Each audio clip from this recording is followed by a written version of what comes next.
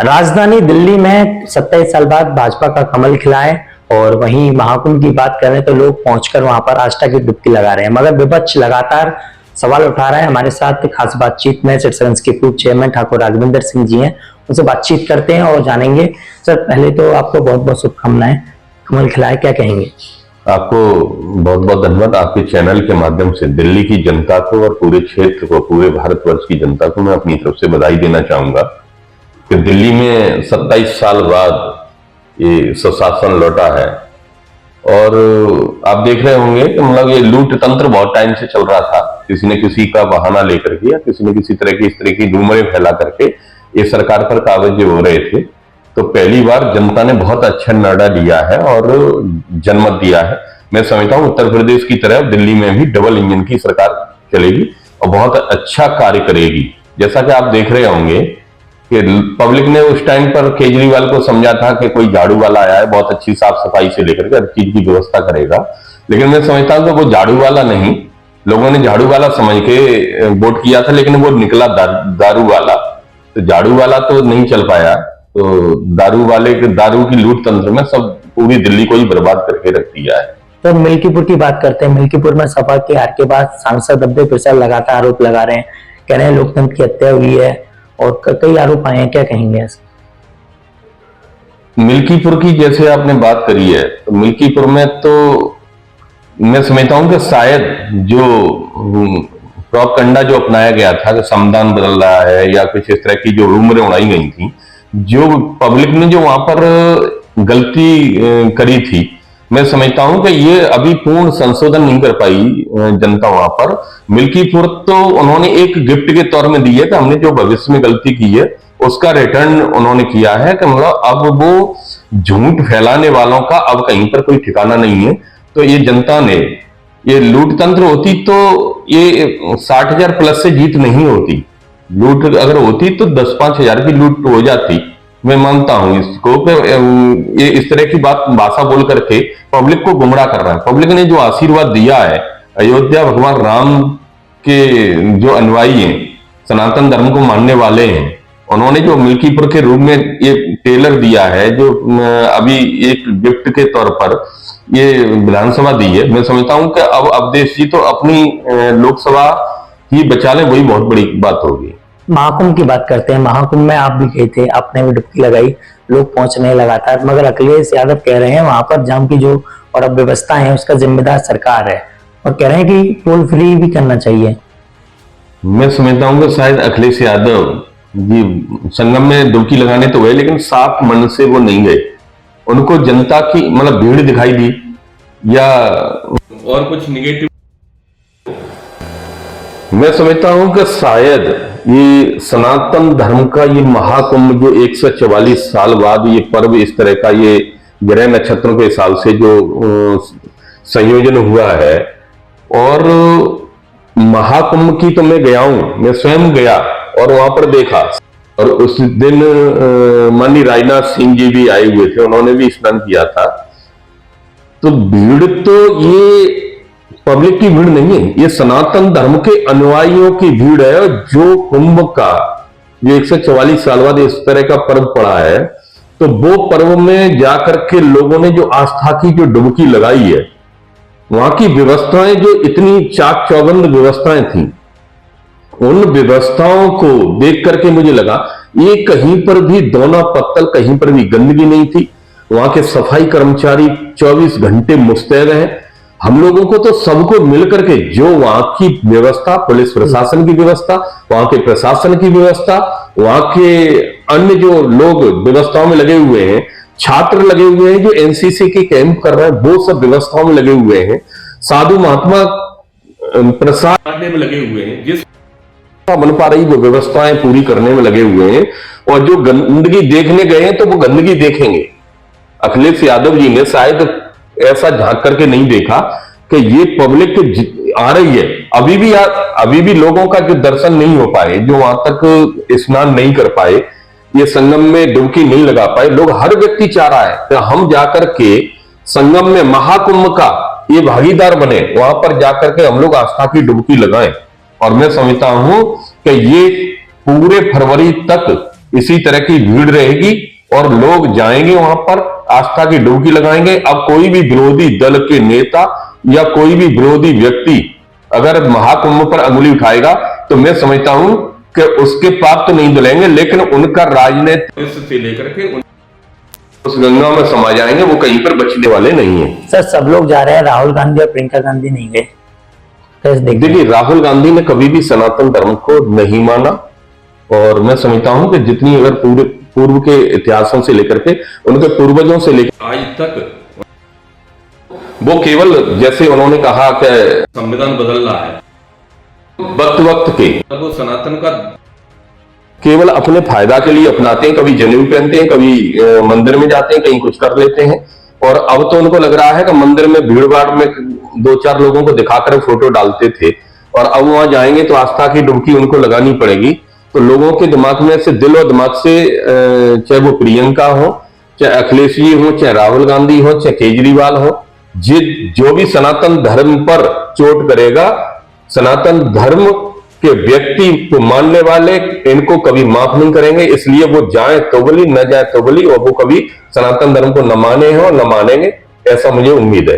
अखिलेश यादव कह रहे हैं कि डिजिटल इंडिया करते करते साइबर क्राइम, साइबर लूट और डिजिटल अरेस्ट बढ़ गया है, कैसे देख रहे हैं उनके इस चीज को? बहन मैं समझता हूं कि अखिलेश यादव जी के टाइम में जब सपा की सरकार थी तो चौराहे से आदमी अगर लूट करके निकलता था और रात तो दिन में घर से आदमी नहीं निकलता था, तो साइबर क्राइम की लूट, जहां पर जो फ्रॉड है, तो फ्रॉड तो हर जगह बने ही रहते हैं और उनकी पूरी व्यवस्थाएं चल रही हैं। हमारा प्रशासन पूरे मुस्तैद है, समय समय पर दिशा निर्देश दे रहा है कंज्यूमर को, बैंक में किस तरह के डिजिटल अरेस्ट हो रहे हैं या किस तरह के लोग बहाने बना करके और इस तरह से पब्लिक को डरा धमका करके, फोन करके, या पुलिस की वर्दी का या पुलिस का बहाना दे करके, तो उसमें सरकार समय पर आ रही है और सब बताती भी है।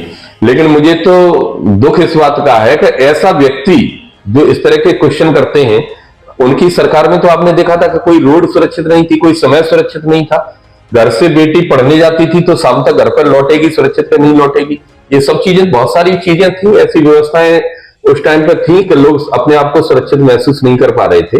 अब वो डिजिटल अरेस्ट की बात करते हैं, उनको तो वो वाला समय अपने टाइम का याद कर लेना चाहिए कि लोगों को चलते रास्ते में अरेस्ट करके और उनके साथ में लूट तंत्र का खेल जो चल रहा था वो सब समाप्त हो चुका है। अब मैं समझता हूं कि इसमें कहने में कोई दो राय। दिल्ली में चुनाव परिणाम आने के बाद केजरीवाल लगातार बैठक कर रहे हैं, पंजाब में भी उन्होंने बैठक करी है, क्या लगता है आपको, डर गए हैं क्या? केजरीवाल ने अन्ना हजारे और तमाम ऐसे योगेंद्र जी थे और इस तरह के जो लोगों का फायदा उठा करके, मैं समझता हूं कि 12 साल जो दिल्ली की जनता को मूर्ख बनाया और वो उनका झूठ का जो पर्दा था वो पंजाब में भी खुलने वाला है। तो मैं समझता हूं कि उनको अब ये डर है कि कम से कम पंजाबी बचा रहे, तो आगे का समय आने वाला जो है वो पंजाबी उनके साथ में, पंजाब की जनता भी उनके साथ में नहीं है, इसलिए उनको डर भरा हुआ है कि कहीं पंजाब हाथ से न निकल जाए। लेकिन पंजाब भी उनके हाथ में अब नहीं रहेगा, ऐसा मुझे पूर्ण विश्वास है। सांसद अब्दुल प्रसाद ने कहा है कि महाकुंभ को भारतीय जनता पार्टी की सरकार ने हिंदू धर्म और सनातन धर्म को कलंकित किया है, कैसे देख रहे हैं उनके इस बयान को? जो स्वयं व्यक्ति कलंकित रहा हो और वो अगर इतना बड़ा महाकुंभ और सनातन धर्म की बात करे तो उनके अवदेशी के मुंह से ये शायद अच्छा नहीं लगता। मैं फिर वही बात दोहराऊंगा कि करोड़ों की संख्या में, आज 50 करोड़ की जनसंख्या शायद पूरा पार कर देगी, आज आस्था की डुबकी लगा लेगी। और जिस तरह से शासन की व्यवस्था थी कि 1 लाख करोड़ की जनता आस्था की डुबकी लगाएगी, तो मुझे लगता है कि वो समय भी नजदीक आने वाला है। जो व्यवस्थाएं वहां पर जो चल रही हैं, बहुत अच्छी व्यवस्थाएं चल रही हैं, और वो कलंकित वाला शब्द जो कह रहे हैं, वो बार बार कुछ ना कुछ इस तरह के आस्था की बात करते हैं। लेकिन इन लोगों की अगर आस्थाएं होती तो उस व्यवस्थाओं में कुछ सहयोग कर पाते। वहां पे वो सांसद थे, वहां पे जाते, अपना कैंप करते, जहां पर पब्लिक को कहीं पर भी कोई अव्यवस्था दिखाई दे रही थी उसमें भागीदार बनते। वो भी एक जनप्रतिनिधि थे, लोगों को पॉजिटिव सोच के साथ में इसमें सहयोग करना चाहिए। जो जिस लायक है, जहां किसी को परेशानी हो रही है, कहीं पर मदद की जरूरत है, वहां पे बढ़ चढ़ करके लोगों को हिस्सा लेना चाहिए, भाग लेना चाहिए। और उन्होंने साथ हमेशा ऐसे लोगों का दिया है जो खाने में थूकते थे या कहीं पर भी दुकान लगा करके और हिंदू धर्म को या सनातन धर्म को कहीं पर आस्था की ठेस पहुंचाते थे। आज वहां पर उसके कहीं पर आपने फोटो नहीं देखे होंगे कि करोड़ों की संख्या में और किसी तरह का कोई भी, किसी ने गंदगी फैलाई हो, किसी ने किसी फल को जूठा किया हो, कहीं पर थूका हो, कहीं पर भी कहीं गंदगी करी हो, ऐसा तो कहीं वीडियो नहीं आई। और ये लोग कह रहे हैं, मैं समझता हूं कि शायद पब्लिक इनको कभी भी माफ नहीं कर सकती, क्योंकि जो आस्था की डुबकी लगा करके आ रहा है उसे मालूम है कि हमारे माननीय मुख्यमंत्री योगी आदित्यनाथ जी ने ये कितनी अच्छी व्यवस्थाएं करी हैं। 24 घंटे आदमी दिन रात एक करके वहां की व्यवस्थाओं को संभाले हुए हैं। ये हमारे लिए बड़े गर्व की और सौभाग्य की बात है कि हमको ऐसा एक सन्यासी व्यक्ति मिला है जो 24 घंटे समाज के लिए, हमारे कुंभ के, महाकुंभ के लिए तत्पर पर उसमें व्यस्त है। ये हमारे लिए बड़े सौभाग्य की बात है। उन्होंने चुनाव आयोग पर भी आरोप लगाया था। हारने के बाद में जो भी व्यक्ति है वो इस तरह के आरोप लगाते हैं, और ये खिसियानी बिल्ली खम्मा नोचे वाली कहानी है। अभी तो सिर्फ मिल्कीपुर के लिए वो रो रहे हैं, और मैं समझता हूं कि आगे आने वाला समय उनके लिए बहुत ही दुर्भाग्यपूर्ण रहेगा कि उनके पास में किसी तरह के विपक्ष में बैठने लायक भी नहीं रहेंगे, ऐसा मुझे पूर्ण भरोसा है।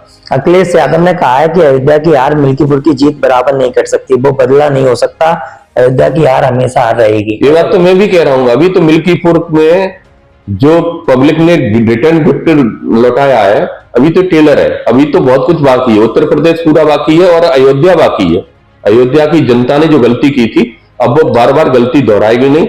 अगली बार प्रचंड बहुमत के साथ में माननीय योगी जी के साथ जनता चल करके और फिर आगे जाकर के डबल इंजन की सरकार फिर बनाने का कार्य करेगी। विपक्ष वीआईपी व्यवस्थाओं को लेकर भी लगातार सवाल उठा रहा है महाकुंभ में, कैसे देखते हैं? देखिए, बड़ा दुर्भाग्य है कि मैं समझता हूं कि जहां पर 50 करोड़ की जनसंख्या पहुंच करके आस्था की डुबकी लगा चुकी हो, और वहां पर मैं समझता हूं कि अभी तक शायद वीआईपी कितने भी आए हों, और अभी तक 2400 वीआईपी नहीं आए होंगे या 4000 वीआईपी नहीं आए होंगे, और वीआईपी आ रहे हैं तो उनकी एक विशेष सिक्योरिटी होती है। तो उसके तहत तो अखिलेश यादव जी भी गए थे और भी लोग गए थे, और मैं समझता हूं कि वहां पर उनको वीआईपी किसी तरह का ऐसा नहीं है कि वीआईपी आने से कहीं पर हमारे सफाई कर्मचारी या पुलिस विभाग के कर्मचारी या कहीं पर भी प्रशासन के व्यक्ति कहीं पर डिस्टर्ब हो रहे हों। वीआईपी ड्यूटी जो लोगों की लगी है और वीआईपी रास्ता उनके लिए कोई ऐसा नहीं है कि सब कुंभ बंद कर दिया जाए और वहां पर वीआईपी को सिर्फ एंट्री मिलेगी, बाद बाकी के लोगों को बंद कर दी जाएगी, ऐसा नहीं है। मैं समझता हूं कि 26 किलोमीटर के दायरे में जो कुंभ का स्नान चल रहा है, वो वहां पर किसी के वीआईपी के आने से कहीं पर कोई पब्लिक डिस्टर्ब हो जाए, ऐसा संभव नहीं है। वहां तो जो जनसवाल उभरा है उस व्यवस्थाओं के तहत पूरी सब व्यवस्थाएं, इतनी बड़ी व्यवस्थाएं, लोग अपने घरों की, अपने किसी भी निजी कार्यक्रमों की व्यवस्था 500 लोगों की नहीं कर पाते, वहां तो 50 करोड़ की व्यवस्थाएं संभाले हुए हैं। और मैं समझता हूं कि वीआईपी व्यवस्था की वजह से 1% भी किसी को कहीं की कोई दिक्कत नहीं आ रही। ये तो बस लोगों की आस्था है, और लोग, हर व्यक्ति कुंभ का स्नान करने जाना चाहता है, पहुंचना चाहता है कुंभ। बहुत बहुत धन्यवाद जी। क्या आप सुन रहे थे, हमारे साथ थे सिटी साइंस के पूर्व चेयरमैन ठाकुर राघवेंद्र सिंह जी। इस तरीके से बेबाकी से सारे जवाब दिए और आपने सुने कि